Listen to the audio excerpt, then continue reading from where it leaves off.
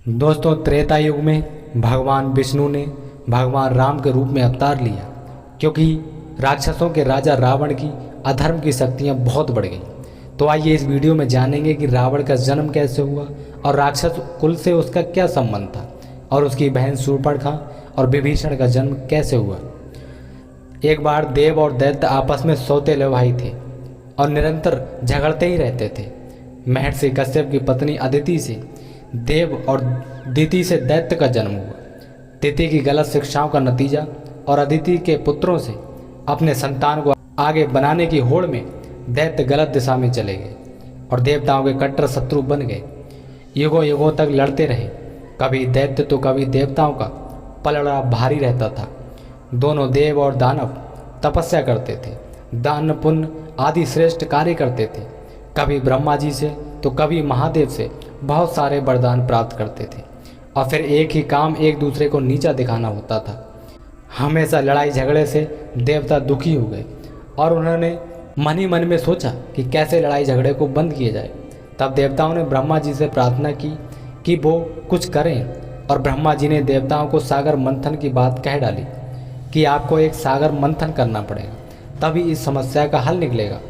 और उससे अमृत प्राप्त होने की बात बताई कि सागर मंथन से अमृत निकलेगा, जिसे देवता पी लेंगे तो वह अमर हो जाएंगे। दैत्यों के हाथों नहीं मारे जाएंगे तो वो दानवों के हाथ मृत्यु को प्राप्त नहीं होंगे। और साथ में ये भी कहा कि अगर सागर मंथन आसान नहीं है और साथ में ये भी कहा कि सागर मंथन आसान नहीं है, उसमें दानवों को भी शामिल करो और युक्ति पूर्वक अमृत को प्राप्त कर लो। दानवों को सम्मिलित करने के लिए कुछ कारण ये भी थे।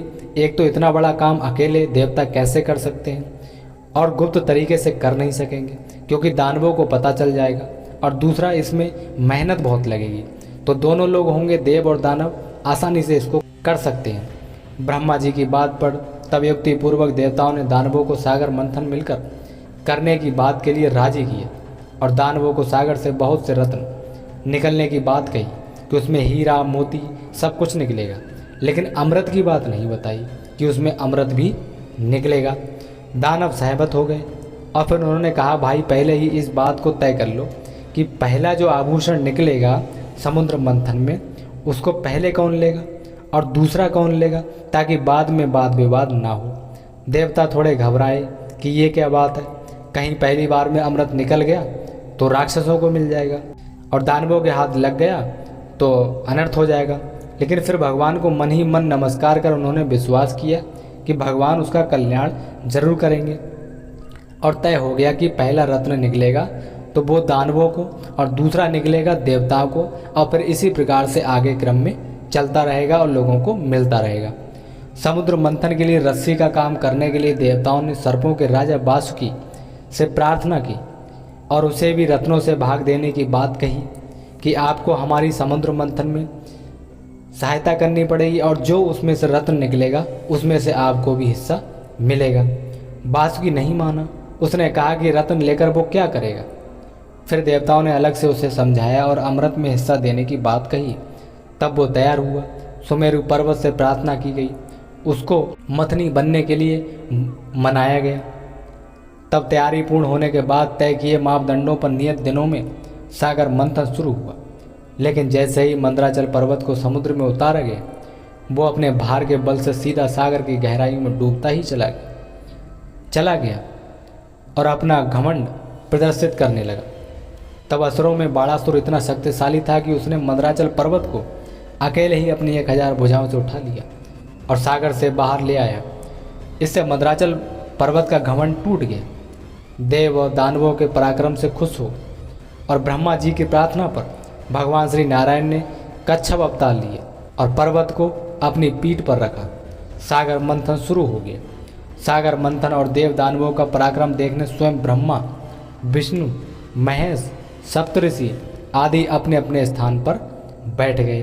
सागर मंथन शुरू होने के बहुत दिनों के बाद सबसे पहले हलाहल एक विष निकला उसमें से, जिसके जहर से देव, दानव और तीनों लोकों के प्राणी, वनस्पति, फसलें आदि सभी के सभी नष्ट हो सकते थे।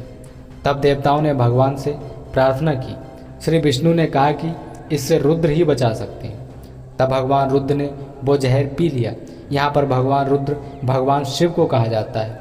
भगवान शिव ने वो जहर पी लिया और उनको उस जहर को पीने से उनका जो कंठ है वो नीला पड़ गया था, इसीलिए उन्हें नीलकंठ भी कहा गया है।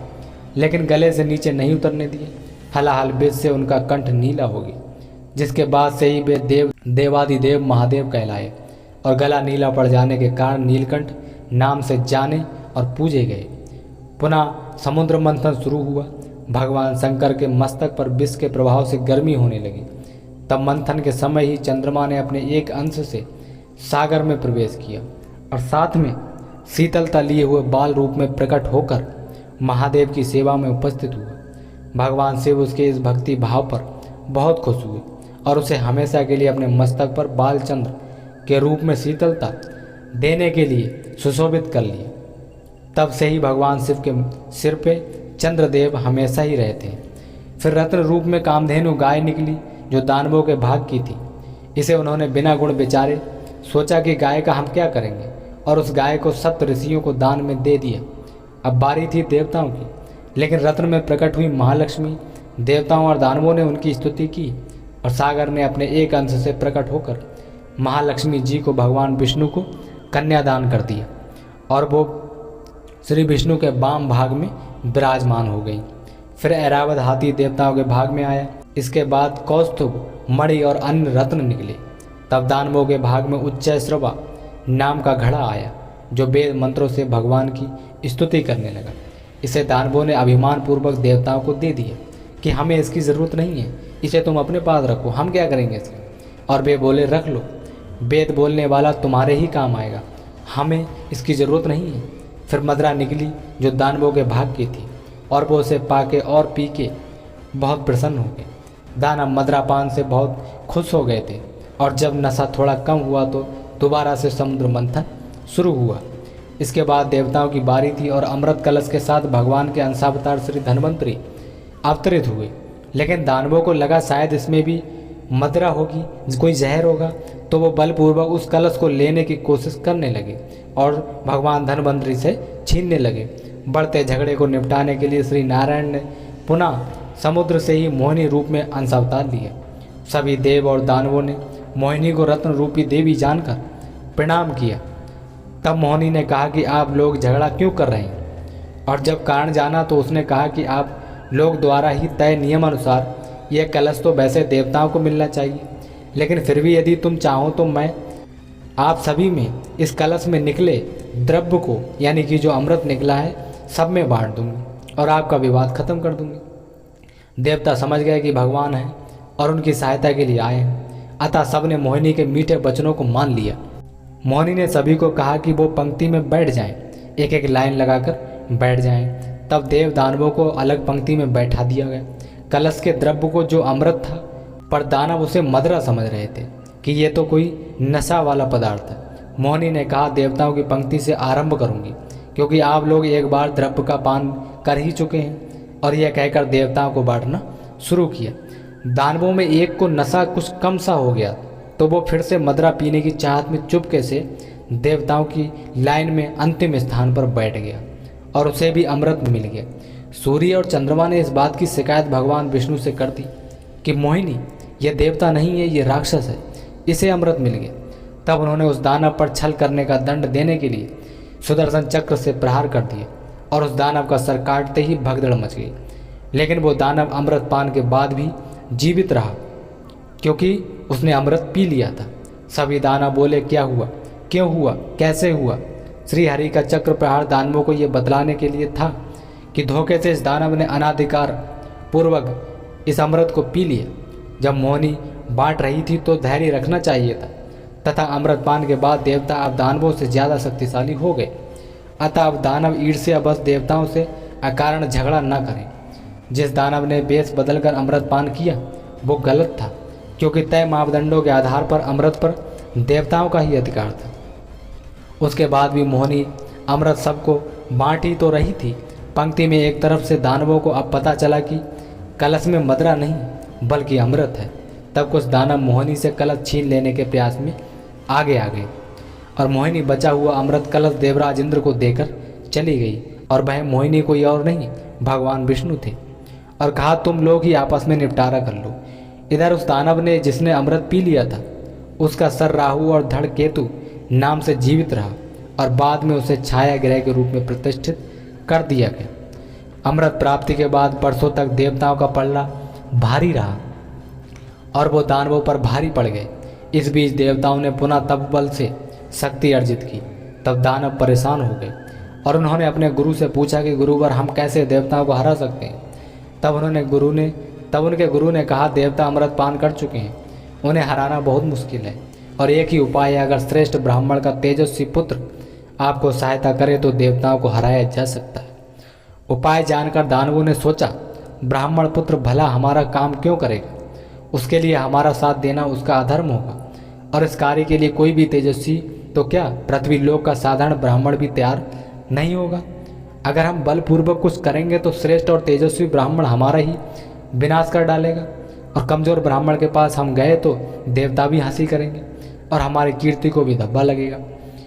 मंथन और चिंतन के दौर शुरू हुए दानवों के और वे सब एक निर्णय पर पहुंचे कि अगर हम अपनी कन्या का दान किसी श्रेष्ठ ब्राह्मण को दें तो ब्राह्मण को अवश्य स्वीकार करना ही पड़ेगा, क्योंकि ब्राह्मण श्रेष्ठ मर्यादा का पालन करने को बाध्य है। उसका पुत्र होगा वो हमारा भांजा होगा और ब्राह्मण भी उसे हम पालेंगे, शिक्षा दीक्षा देंगे, हमारे अनुसार चलेगा और जब मर्जी देवताओं से बढ़ा देंगे। तब एक दानव बोला कन्यादान वाली बात ठीक है, पर दान कैसे दोगे, ये रीति तो हम दानवों की है नहीं। ब्राह्मण कन्यादान कैसे और क्यों स्वीकार करेगा। देवताओं वाले रिवाज हम कर नहीं सकते क्योंकि वो हमारे अनुकूल नहीं रहे हैं, वो हमारे हमेशा ही खिलाफ रहते हैं। अन्य दानवों ने कहा बात तो सही है और निर्णय को सोच समझ करके लेने के लिए मीटिंग को दूसरे दिन तक के लिए टाल दिया। रात को एक दानव अपने घर में बहुत परेशान और उधेड़-बुन में था कि इस बात का हल कैसे दिया जाए। वो अपने परिवार में बैठा था। उसकी पत्नी और पुत्री ने चिंता का कारण पूछा। तब उसने उनको बात बतलाई। उनकी पुत्री का नाम था केसिनी। उसने कहा पिताजी दानव कन्या का विवाह श्रेष्ठ ब्राह्मण के साथ इसकी आप चिंता न करें। मैं श्रेष्ठ ब्राह्मण विश्रवा को जानती हूँ जो आर्याव्रत प्रदेश के पास के जंगल में ही अपने शिष्यों के साथ आश्रम में रहते हैं। वे अपने शिष्यों को बहुत स्वयं और शांति के साथ अध्ययन कराते हैं। मैंने उनको देखा है, उनका ज्ञान भी बहुत श्रेष्ठ है। ऐसा मुझे लगता है क्योंकि मैं कई बार छुप छुप के उनको सुन चुकी हूँ। अगर पिताजी आपकी आज्ञा हो तो मैं उनके पास जाऊँगी और उनसे प्रार्थना करूँगी कि वो मुझे अपनी पत्नी के रूप में स्वीकार करें। मुझे पूर्ण विश्वास है वे मुझे अवश्य अपनाएंगे। मैं उनके स्वभाव से परिचित हूँ। पुत्री केसनी की बात सुन उसके माता पिता बहुत खुश हुए। पिता ने अपनी पुत्री को कहा कि पुत्री तू इस दानव कुल की रक्षा और भलाई के लिए सोचा, तू भाग्यशाली और धन्य है। कल मैं सभी से इस बारे में चर्चा करूँगा और तब तुम्हें अपना निर्णय दूंगा। दूसरे दिन केसनी के पिता ने अन्य सभी देवताओं को अपनी पुत्री केसनी द्वारा दिए गए सुझाव बताया और सभी बहुत खुश हुए। केसनी को आज्ञा दे दी गई। केसनी अपने कार्य में सफल रही। शक्तिशाली दानव की पुत्री होने के बाद भी उसने नम्रतापूर्वक अपने माता पिता की चिंता दूर करने का प्रयास किया और ब्रह्मा जी के मानस पुत्र महर्षि पुलस्त के पुत्र विश्रवा ने उन्हें अपनी पत्नी के रूप में आश्रम में स्वीकार कर लिया। एक अच्छी पत्नी के रूप में केसनी अपने पति की कई वर्षों तक बहुत सेवा की और एक दिन उसके पति ऋषि विश्रवा ने प्रसन्न होकर केसनी से वर मांगने को कहा कि तुम्हें जो भी वरदान चाहिए आज वो तुमसे मांग सकती हो, मैं तुमसे बहुत खुश हूँ। केसरी ने अद्भुत और तेजस्वी पुत्रों की माँ होने का वरदान मांगा जो देवताओं को भी पराजित करने की ताकत रखता हो। केसरी ने एक पुत्री पत्नी और माँ के रूप में अपनी मर्यादा का पालन करने में पूर्ण रूप से सफल रही। अपने माता पिता की चिंता को दूर ही नहीं किया बल्कि उसके बाद पति सेवा का तप भी किया। समय आने पर उसने एक अद्भुत बालक को जन्म दिया जो 10 सिर और 20 हाथों वाला अत्यंत तेजस्वी और बेहद चमकदार और बहुत सुंदर बालक था। केसनी ने ऋषि से पूछा यह तो इतने हाथ और सर लेके पैदा हुआ है। ऋषि ने कहा कि तुमने अद्भुत पुत्र की मांग की थी, इसलिए अद्भुत अर्थात इस जैसा कोई और नहीं होगा। ठीक वैसा ही पुत्र हुआ है कि इसके जैसा कोई दूसरा नहीं होगा जिसके इतने सारे सर हैं और इतने सारे हाथ हैं। उसके पिता ने 11वें दिन उस अद्भुत बालक का नामकरण किया, नामकरण संस्कार किया और नाम दिया उसका रावण। रावण अपने पिता के आश्रम में बड़ा हुआ और बाद में उसके 2 भाई कुंभकर्ण तथा विभीषण और एक बहुत ही रूपवती बहन शूर्पणखा हुई।